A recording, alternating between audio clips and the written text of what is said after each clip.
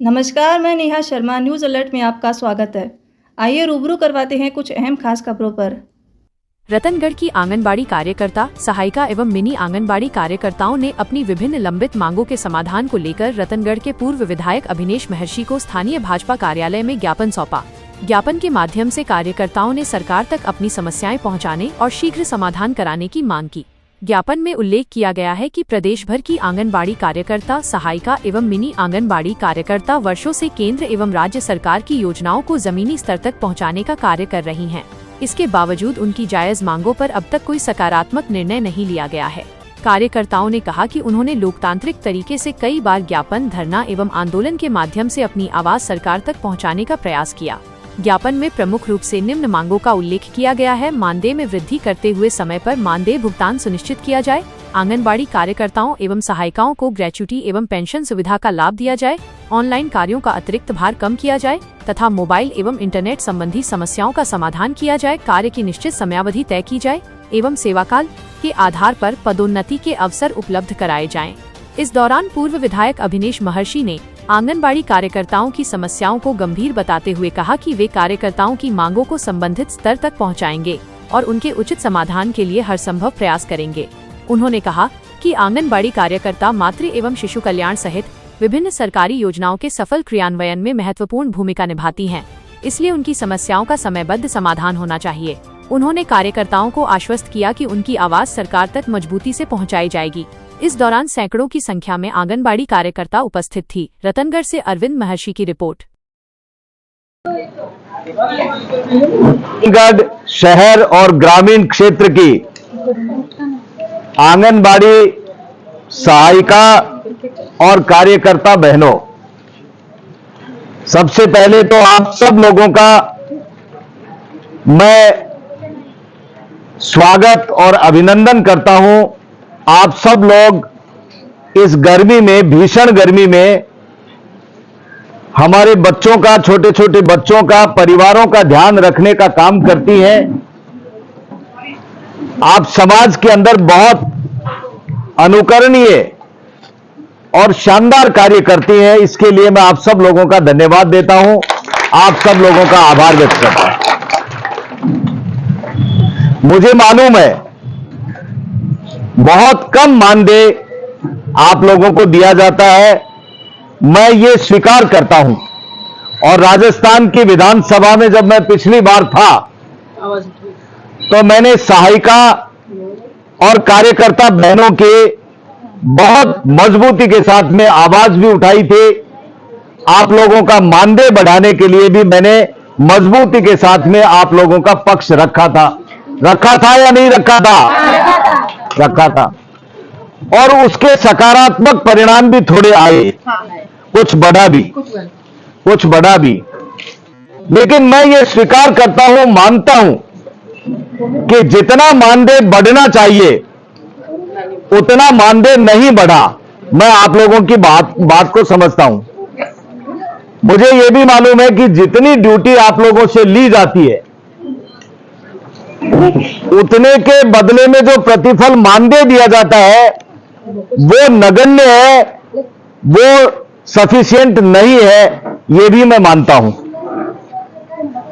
मैं ये भी मानता हूं कि जो आंगनबाड़ी सहायिकाओं और हमारी जो बहनें हैं, कार्यकर्ता बहनें हैं, उनका जो काम है उस काम के अलावा सरकार दूसरे कार्यों को करवाने के लिए जो आपकी ड्यूटी लगाती है, वो ड्यूटी लगाने का मतलब है कि आप अपने मूल काम से हट जाती हैं और मूल काम नहीं कर पाती है। ये विसंगति है, ये भी मैं मानता हूं। मैं ये भी मानता हूं कि यदि आपके मूल काम से हटा करके आपको कोई दूसरा काम दिया जाता है तो उस काम के बदले में आपको उसका रेम्युनरेशन अलग से दिया जाना चाहिए। मैं आपकी इस बात से सहमत हूं, वो दिया नहीं जाता है। और जो आपको मानदेय दिया जाता है बहुत कम मानदेय है, वो भी यदि सही समय के ऊपर नहीं आए तो उसमें आपको और ज्यादा तकलीफ होती है। मैं वर्तमान हमारी सरकार, भारतीय जनता पार्टी की सरकार और भजन लाल जी शर्मा साहब मुख्यमंत्री जी हैं। मैं इस सरकार की बात नहीं कर रहा हूं, मैं पूर्ववर्ती कोई भी सरकार रही हो, मैं उन सब सरकारों की बात कर रहा हूं कि सब सरकारों के अंदर एक जैसा ही हाल रहा है। तो अब चूंकि भजन लाल जी शर्मा साहब संवेदनशील व्यक्ति हैं और देश में प्रधानमंत्री जी नरेंद्र मोदी जी हैं, दोनों सरकारें एक पार्टी की हैं, दोनों सरकारें आप लोगों की समस्या को समझती भी हैं। इसलिए मैं आपके इस ज्ञापन के माध्यम से व्यक्तिगत तौर पर माननीय मुख्यमंत्री महोदय को बहुत मजबूती के साथ में आपका पक्ष रखूंगा। आप लोग ये बात दिमाग से निकाल दीजिए कि कोई आपके संगठन को तोड़ने के लिए कुछ आपके साथियों को ड्यूटी ज्वाइन करवा दी, ये कोई सरकार का या किसी व्यक्ति का कोई इसके अंदर किसी तरह का अलग तरह का प्रयास आप लोग मत समझना। ये तो क्या होता है कि जो लीडरशिप करता है वो व्यक्ति कई बार किसी भी तरह के निर्णय ले लेता है। आप लोगों ने बताया मुझे कि हम उनके निर्णय के साथ में नहीं है, ये आपका व्यक्तिगत सोच है, आपका व्यक्तिगत निर्णय है। आप उनके निर्णय के साथ में रहती हैं या आप उनके निर्णय के साथ में नहीं रहती हैं, यह आपका व्यक्तिगत सोच और व्यक्तिगत निर्णय है, उसमें मुझे कुछ नहीं कहना है। लेकिन मैं तो आप लोगों से एक ही बात की अपील करता हूं कि आप लोगों की उपयोगिता है परिवार को चलाने के लिए, बच्चे कुपोषित पैदा नहीं हो इस बात के लिए आपकी जिम्मेदारी दी गई है। आप लोगों ने एक शिकायत की कि जो दलिया आता है वो क्वालिटी उसकी अच्छी नहीं होती है, वो दलिया खाने लायक नहीं होता है, यह आप कह रही हैं। इसके बारे में भी ये संज्ञान में लाए हो, मैं मुख्यमंत्री जी को आपकी बात को और आपके विभाग के दिया कुमारी जी दोनों को व्यक्तिगत रूप से आपके इस ज्ञापन के माध्यम से व्यक्तिगत मिलकर के मैं आपकी मांग को आपका वकील बन करके मजबूती के साथ में रखूंगा। रुको एक मिनट, रुको भाई, रुको भाई, रुको एक मिनट, रुको। अब एक प्रार्थना आप सब लोगों से भी मैं करता हूं, निर्णय आप लोगों का है, आप लोग अपना निर्णय रखिए,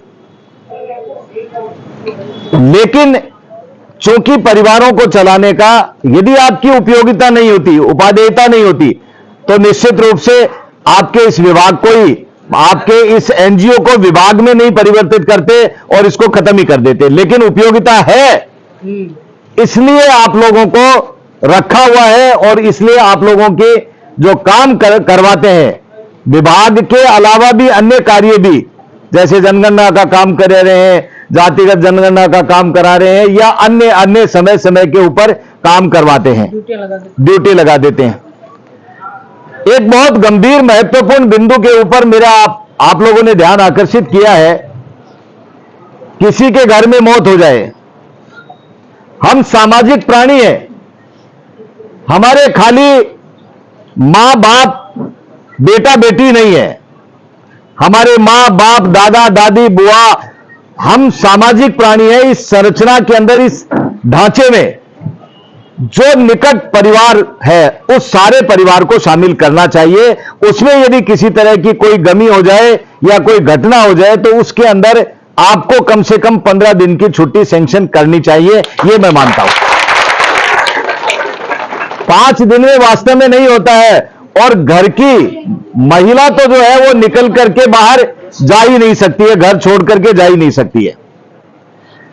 दूसरे विभागों के अंदर यदि कोई ड्यूटी लगती है, हम आप लोगों से अपेक्षा और उम्मीद करते हैं कि वो ड्यूटी आप जैसा भी एडजस्टमेंट होता है वो ड्यूटी थोड़ी थोड़ी तो आप लोग करें, लेकिन यदि कोई संकट है, समाधान उसका नहीं है, तो फिर आप अधिकारियों को कहें तो अधिकारी लोग उसको सहानुभूतिपूर्वक विचार करके उसमें रिलैक्सेशन दे, इस बात की व्यवस्था भी होनी चाहिए।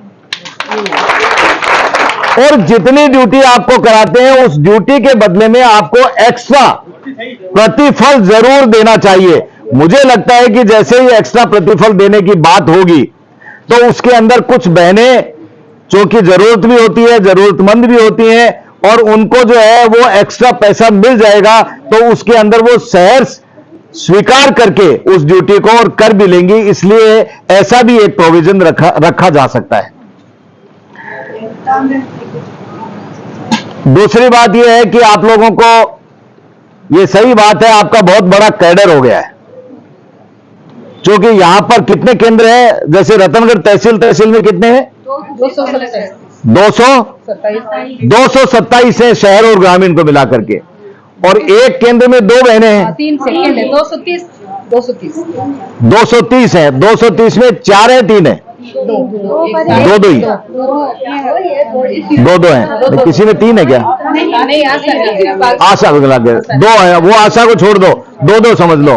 तो ऐसे पूरे राजस्थान के अंदर जितनी तहसील है, इसको आप गुणा करके देखो तो ये संख्या लाखों में पहुंच जाती है। 62-65 हजार के करीब हो गई, तो बहुत बड़ा कद है। लेकिन चूंकि आप लगातार लंबे समय से काम कर रही हैं, तो सरकार को इसके ऊपर भी कोई निर्णय लेकर के आप लोगों को स्थायी जो है वो कोई सरकारी इसके अंदर जो है ना आपको बेनिफिट मिले, इस तरह की नौकरी के अंदर कोई समायोजन आप लोगों का होना चाहिए। ये मेरी व्यक्तिगत भावना है। मैं ये सारी बातें, क्योंकि मैं भारतीय जनता पार्टी से चुनाव लड़ा हूं और मैं भारतीय जनता पार्टी से ही विधायक भी रहा हूं आप लोगों के आशीर्वाद से, तो मैं माननीय मुख्यमंत्री जी और माननीय उप मुख्यमंत्री दिया कुमारी जी को व्यक्तिगत रूप से मिलकर के कहूंगा और प्रधानमंत्री जी को पत्र के द्वारा जो आपकी मांगे हैं उनको मैं भिजवाने का काम करूंगा और आपकी मजबूती के साथ में आपका पक्ष रखूंगा। ये मैं आप लोगों को विश्वास दिलाता हूं। इंटरनेट की सुविधा के अंदर बात सही कह रहे हैं कि जितना आपसे काम करवाया जाता है उसके अंदर आपको रिचार्ज की 166 रुपए में काम नहीं चलता है। कर दिए, अब रिचार्ज ही नहीं आता कोई। नहीं, 166 रुपए नहीं, कम से कम 250 रुपए के आसपास का रिचार्ज हो जाता है तो काम चल जाता है। अब तो बढ़ गया 250 रुपए में तो मार लो मोबाइल को रिचार्ज हो जाए, जना मेरो काम चल जाए। देखो यहाँ मैंने यार तो अब तो बोलो तो मत समझो थे, मैंने यार तो बोलो तो मत समझो थे। देखो मैं बात जो है ना सही बात है ना, लेकिन हाँ फिर भी इसके अंदर बढ़ोतरी होनी चाहिए। ये बात है कि बढ़ोतरी होनी चाहिए। वो तो सरकार की कमेटी बैठती है, तय करती है, आकलन करती है, लेकिन ये कम है, इसके अंदर बढ़ोतरी होनी चाहिए। ग्रेजुएटी और पेंशन सुविधा ये बात महत्वपूर्ण है, लेकिन ये महत्वपूर्ण ये लागू तब होती है जब आपको सरकार सरकारी कर्मचारी मान करके, क्योंकि काम तो सारे सरकारी कर्मचारी मान करके लेती है। आपको नोटिस देने की बात भी ये सरकारी नौकरी समझते हुए देती है कि नोटिस दे देंगे, लेकिन आपको रिटायरमेंट के बाद में आपको पेंशन सुविधा देनी चाहिए, जितनी भी पेंशन बनती है, क्योंकि आपके तनख्वाह के हिसाब से पेंशन बनती है सबकी, तो उस हिसाब से देनी चाहिए। मैं इस बात का पक्षधर भी हूं। रुक रहा, अरे रुक जाओ यार एक मिनट।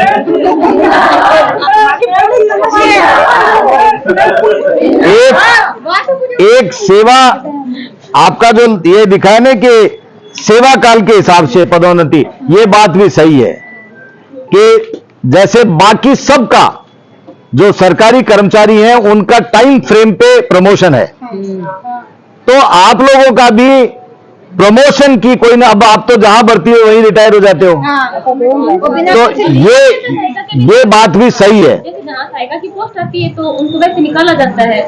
ये बात सही है। देखो मांगे आपकी सारी जायज हैं, मैं मांगे सारी आपकी मान रहा हूं, सारी मांगे जायज हैं। अब भाई सरकार के अंदर मैं डायरेक्ट मेरी भागीदारी नहीं है, ये मानते हो आप। राजस्थान की विधानसभा में होता तो यही सारी बातें विधानसभा के पटल पर कहता, और मुख्यमंत्री जी के साथ में जब विधायक दल की बैठक होती तो उसमें भी कहता, लेकिन कोई बात नहीं है। मैं मुख्यमंत्री जी को उसी जोर के साथ में, उसी ताकत के साथ में और पूरी मांग आप लोगों की रखूंगा। मैं आपका वकील बन गया हूं, ये मान लो आप लोग। आप हमारे वकील हो, हमारी निश्चित मैं अब हमें किसी का डर नहीं। अब मैं वकील हूं आपका, और ये पार्टी लाइन से ऊपर भी, क्योंकि सरकार जनहित के फैसले ले, जनहित के फैसले लेती है, जनहित का ये फैसला है। इसलिए इस फैसले के ऊपर को लेने से यदि सरकार के ऊपर अतिरिक्त भार भी पड़ता है तो अब तो केंद्र सरकार से सहायता मांगी जा सकती है कि आप इन बहनों के लिए भी सहायता ज्यादा दो हमको, जिससे इन बहनों के कार्ड को डिसाइड करके हम इनकी मांग को मान सके। ये मैं मानता हूं आप सबको। आप सब लोग यहां पर पधारे, आप सब लोगों का मैं हृदय से बहुत बहुत फिर एक बार धन्यवाद देता हूं। और चूंकि आपको घंटे 2 घंटे आपने मन से यहां पर बैठ करके मेरे से बात की है, इसके लिए भी मैं आप सब लोगों का धन्यवाद देता हूं। कोई आपके स्वागत सत्कार में, कोई आपकी खातिरदारी के अंदर यदि किसी तरह की कोई कमी रह गई हो तो ये घर आपका है, आपका भाई हो। एक बात जरूर है, आपकी लड़ाई तो मैं पूरी तरह से लड़ूंगा और बहनों के चेहरे पर खुशी देख करके मुझे ये अंदाजा भी हो रहा है कि मेरी बात आप लोगों के हृदय तक पहुंची भी है। बिल्कुल। आज एक वो कहते हैं ना, घड़ा भर